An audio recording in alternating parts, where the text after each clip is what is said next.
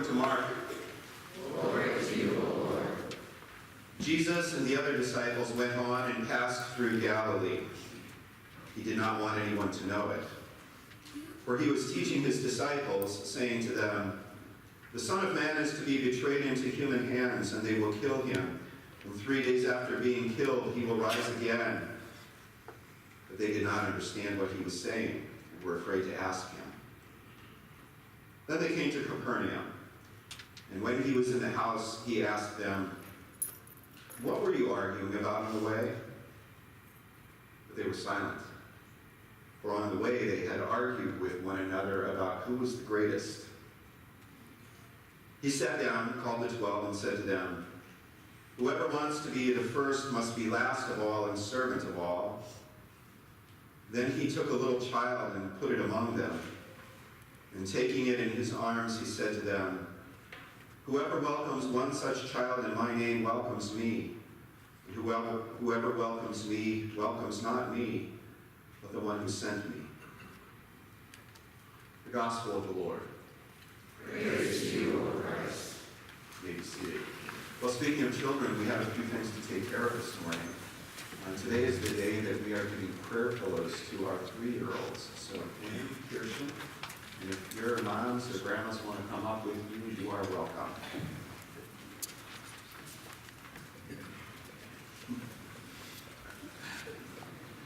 Come right over here. Sit down by me. Over here. Glenn, over here. There you go. So, one of the things we do as people... Okay, that's good. One of the things we do as people who love God and who God loves is we talk to God. When we talk to God, we call that prayer. And so we can do that from the time that we're very small, all the way to the time when we're very old. It's something we do our whole lives, we talk to God. And so we want to help you learn how to talk to God. And so we made these pillows for you. And in the pillows, there's little prayers that your mom or grandma or your dad or your sister or your brother can read for you, okay? And so we want you to take those and put them by your bed to help you remember to talk to God. And that's what we call prayer. So I have different ones here. Is there one that looks good to you? Which one would you like? You can take one. Which one would you like? Okay. Christian, which one would you like? Okay, that's beautiful. So let's pray together, okay? Dear God, I thank you for Kirsten and Quinn. And I pray that you would always keep them close to you, that you would show them their love, and that you would help teach them to pray. Bless their moms and dads and grandmas and grandpas and sisters and brothers and everyone who loves them. In Jesus' name we pray. Amen. Now, if you want to, you can stay up here because I'm going to invite the other kids to come up now, okay? All right, other kids, your turn. Come on up.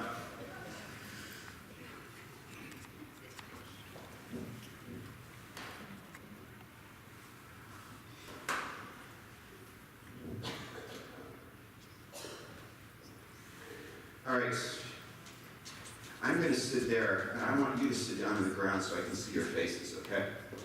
So sit right down there on the carpet, okay?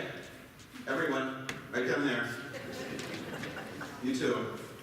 All right, here we go. So I don't know if you were listening to the story today, but one of the things that happened in the Bible story that we read today is that Jesus tells us how much Jesus loves children. That's you guys. He loves you very, very much. And there's lots of ways that I used to try to remind my children of how much God loved them. And one of the things that I did a lot was I sang songs to them when they were going to bed. And here's a song that I used to sing to my boys when they were little, when they were going to bed. All right? And it's a song that I want to sing for you because it reminds you of how much God loves you. I am Jesus' little lamb, ever glad at heart I am, for my shepherd gently guides me, knows my needs and well so provides me, loves me every day the same, even calls me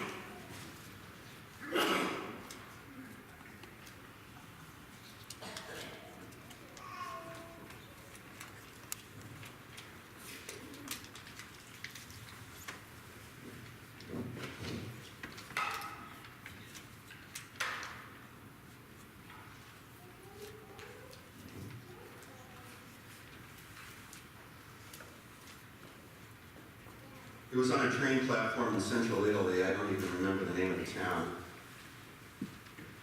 I was trying to figure out on that platform whether the train that I was about to get onto was leading to our destination in Florence. I knew we had to change trains. I just didn't know which train I was supposed to get on. And so I asked a few people, and when they replied in Italian, I asked again, and when they replied in Italian again, I finally realized that it doesn't matter how many times the directions are repeated in Italian, I will never know for sure whether we were getting on the right train. And it was only when we arrived in Florence that I figured it out. Jesus has spoken. And then he has spoken again. And for the second time, Jesus tells his disciples about his impending death and resurrection.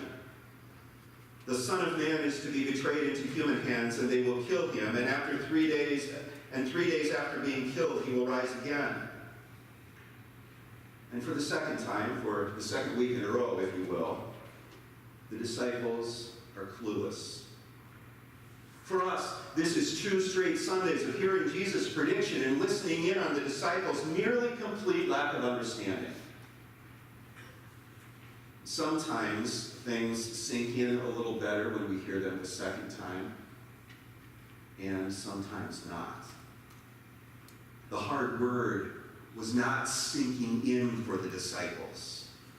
Apparently, some things are so beyond our willingness or ability to comprehend that we will never understand. And as if to drive home the reality of the disciples' lack of understanding, Mark follows Jesus' prediction of his death with a report about something that happened while they were walking on their way to Capernaum. So on that journey, the disciples engage in some heated discussion, and Jesus overhears. When they arrive at the house in Capernaum, Jesus asks them about it. And the disciples admit that they have been arguing about who is the greatest among them, which seems to me a rather odd thing to be arguing about, given that Jesus has just predicted his own suffering, death, and resurrection. I can imagine them talking about what in the world Jesus was talking about what it meant for them, about what it might mean for the future, a whole host of things. But conversation about jostling for position? So when they're in the dark, and Jesus tries again. Whoever wants to be first must be last of all and servant of all. And then he gives them a live illustration of what he means. He takes a little child in his arms, and he tells the disciples that whoever welcomes a little one like this little child, welcomes Jesus and the one who sent him. I want to stop for a moment and dwell on that little detail. And to do that, I'm going to have to ask you to set aside our 21st century notions about children. We're going to have to set aside the high value we place on children if we want to understand how radical Jesus' words and actions are.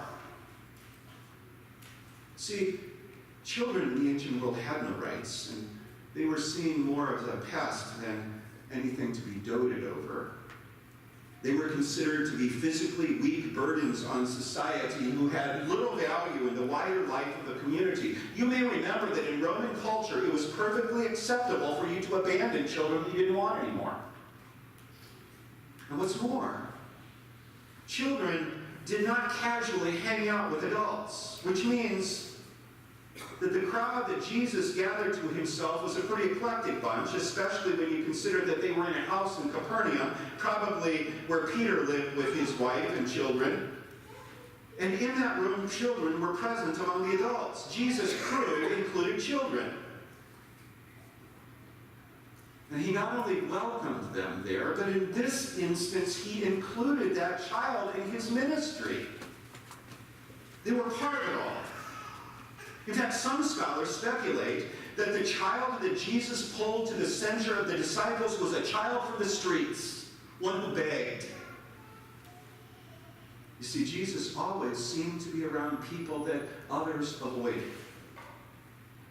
Not just children, but probably a child that was not welcome in any other place, which makes this live illustration even more stark.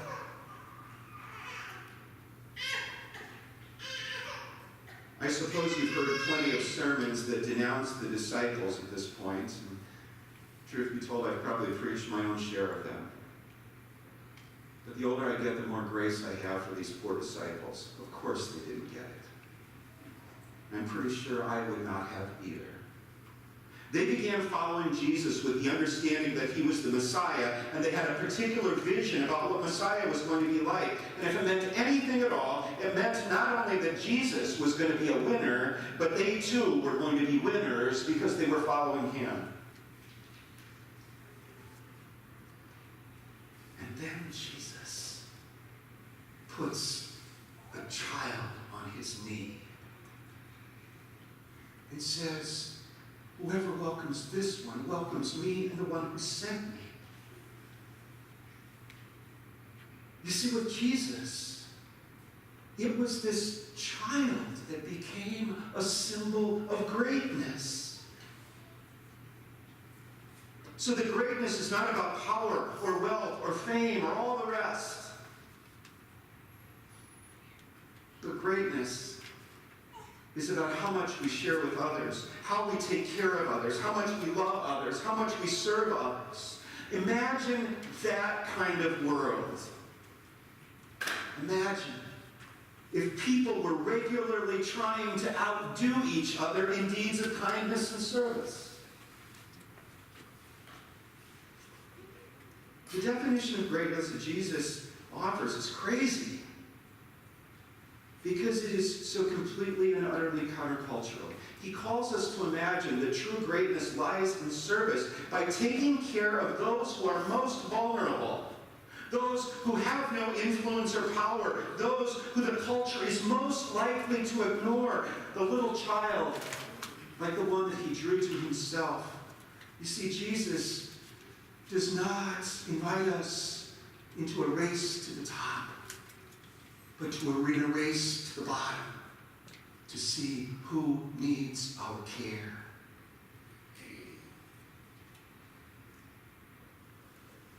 Without a doubt, Jesus' vision offers us a vision for our congregational life. But it also offers us something on a personal level. So how are we doing with measuring our success, our greatness, not by what we accumulate, but by what we give away?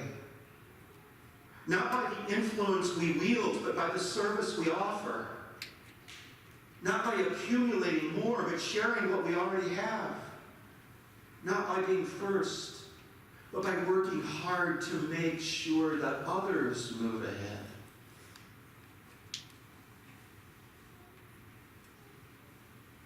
Make no mistake, these are hard words, absolutely and totally different than what the culture tells us, whether it's the first century culture or our own. It was hard for the disciples, and it is hard for us. They didn't understand what Jesus meant, and so fell into the trap of putting themselves ahead of everyone else. And we will often do the same, looking out for ourselves rather than others, trusting less in God for our security than our wealth, shutting others out rather than inviting them in, seeking our own welfare rather than the welfare of others. But here's the thing.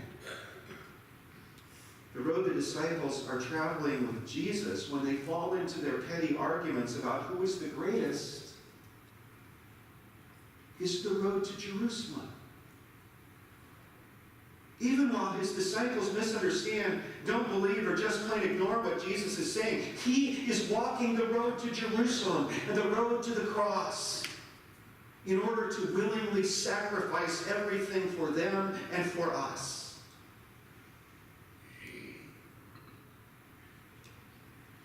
I read a little article this week by David Lose.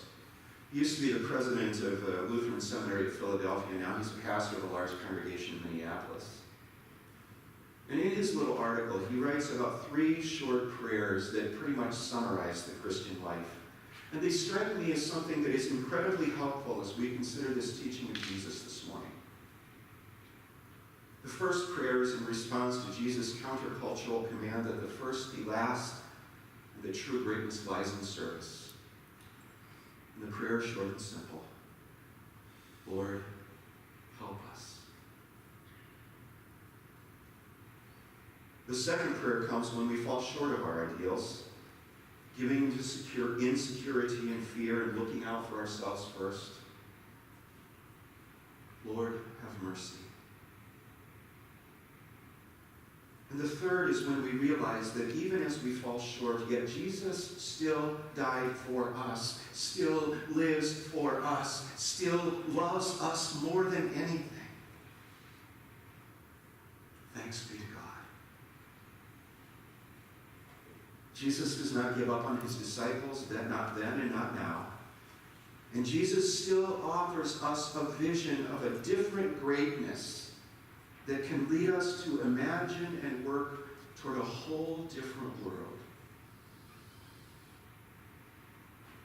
So, dear church, hear Jesus' words again.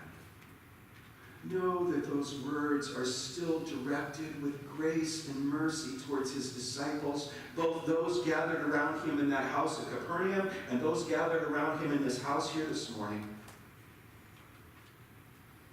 And so Jesus sat down, called his disciples, and said, whoever wants to be first must be last and be servant to all.